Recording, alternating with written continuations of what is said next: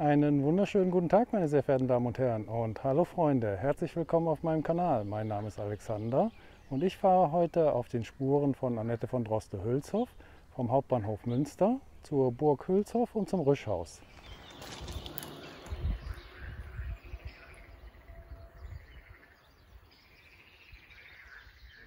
Ich starte die Tour am Hauptbahnhof Münster und da kann man sich an der Radstation ein Fahrrad mieten.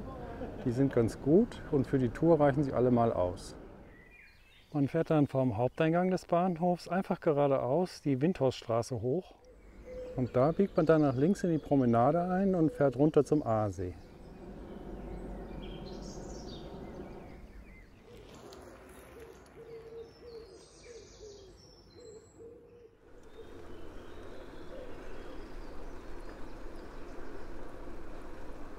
Man hat den Aasee dann bald erreicht und wir biegen jetzt hier unten in der Kreuzung links ab und fahren dann am Südufer des Sees entlang bis zur Tominbrücke.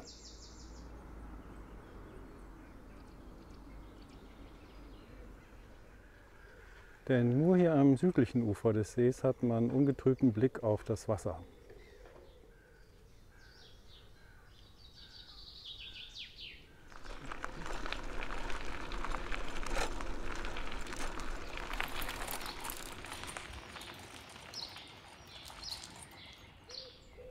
Nach circa einem Kilometer am See entlang erreichen wir die Tominbrücke und da wechseln wir die Seeseite.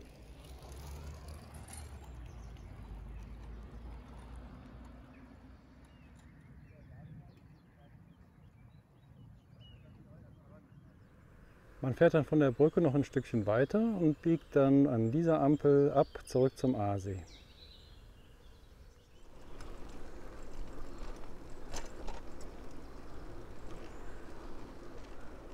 An der ersten Wegkreuzung biegt man nach links ab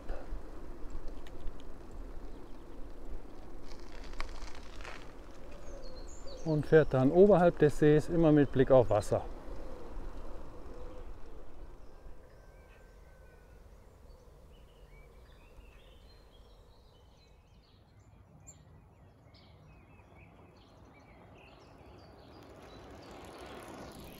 Unten am See kann man nicht lang fahren, da ist Fußweg, aber hier ist die Aussicht ja auch viel schöner.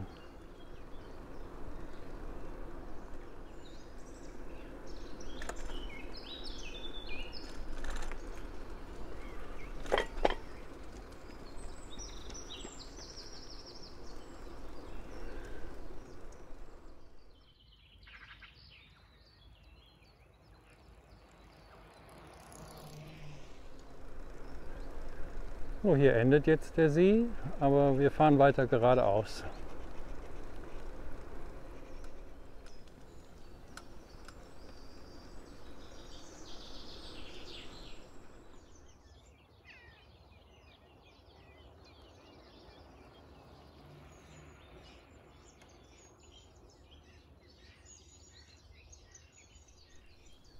Ja, es ist Sonntag, der 21. Juni 2020, morgens um 6:30 und so leer ist es natürlich am Aasee und in der Stadt normalerweise nicht. So, hier überqueren wir jetzt die Sentruper Straße und fahren in dem Feldweg da vorne geradeaus weiter.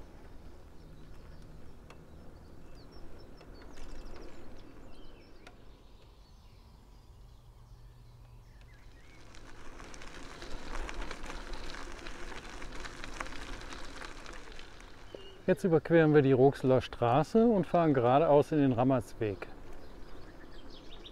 Hier biegt man jetzt nach links in diesen Feldweg ein.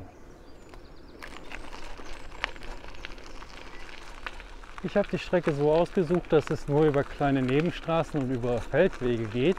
Und wenn ihr den Weg mal nachfahren wollt, dann schaut mal unten in die Videobeschreibung. Da findet ihr einen Link zu meinem Blog. Und dort einen Link zu einer Karte mit einem GPX-Track, den ihr euch runterladen könnt. Und dann könnt ihr mit eurem Smartphone die Strecke nachfahren.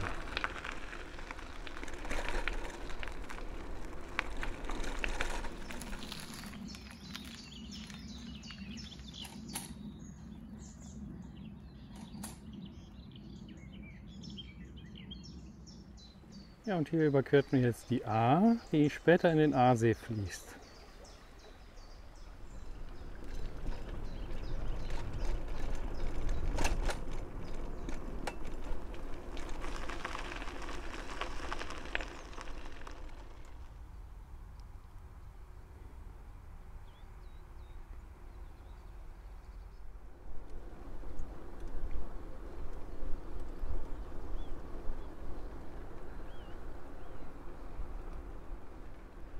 Und da vorne geht es gleich über die Autobahn A1.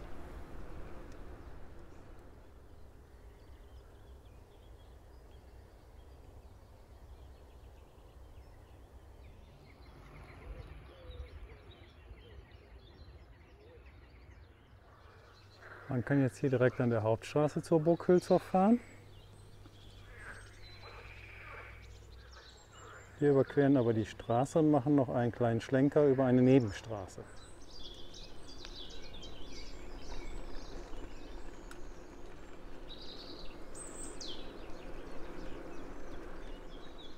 Hier geht es jetzt zurück auf die Hauptstraße, aber zur Burg Hülshoff ist es jetzt auch nicht mehr weit.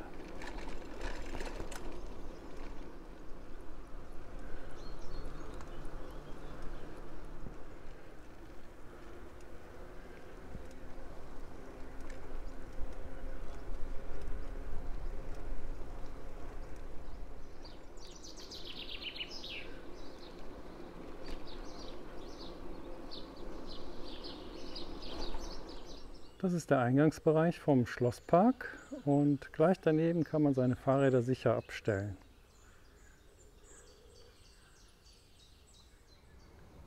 Im Schloss ist ein Museum und im Keller ein Restaurant und im Hof ein Café.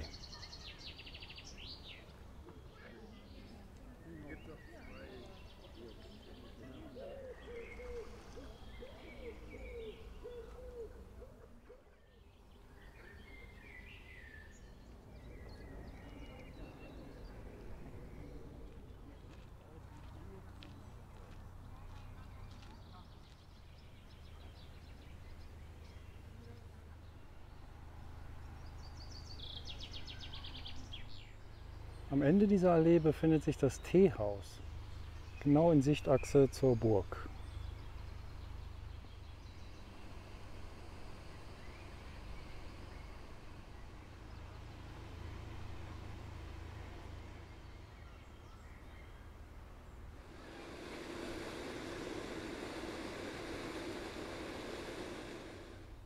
Es gibt sogar eine Liegewiese mit Liegestühlen.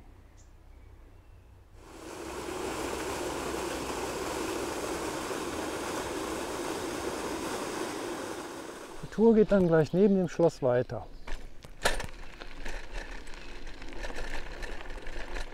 Und hier hat man jetzt noch einmal einen letzten Blick auf die Burg.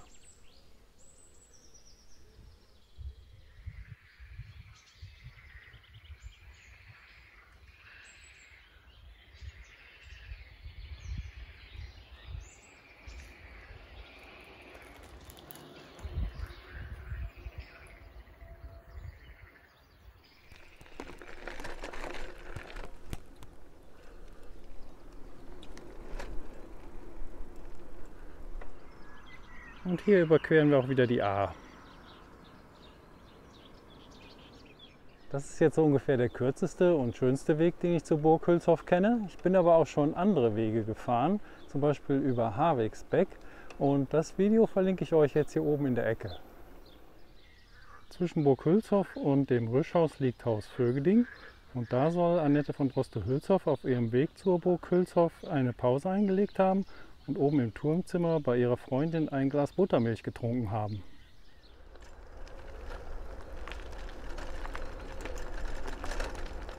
Das ist das Röschhaus. Hier hat Annette von Droste-Hülshoff mehrere Jahre ihres Lebens mit ihrer Mutter zusammen verbracht, nachdem ihr Vater gestorben war und ihr Bruder Burg Hülshoff übernommen hatte.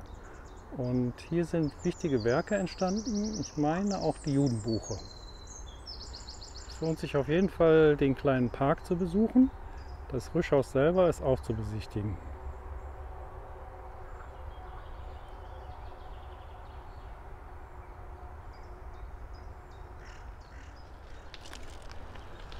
(1825) wird das Röschhaus sehr ruhig und idyllisch gelegen haben.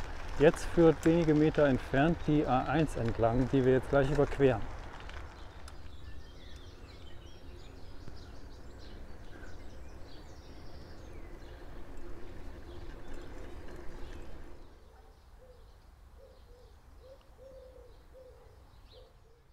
Ganz in der Nähe von Haus Röschhaus befindet sich dieser Ehrenfriedhof.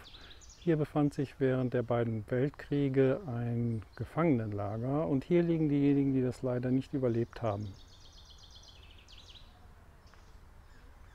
Ich höre jetzt auf zu filmen. Es geht jetzt über den Horstmacher Landweg, die Wilhelmstraße und die Promenade zurück zum Bahnhof.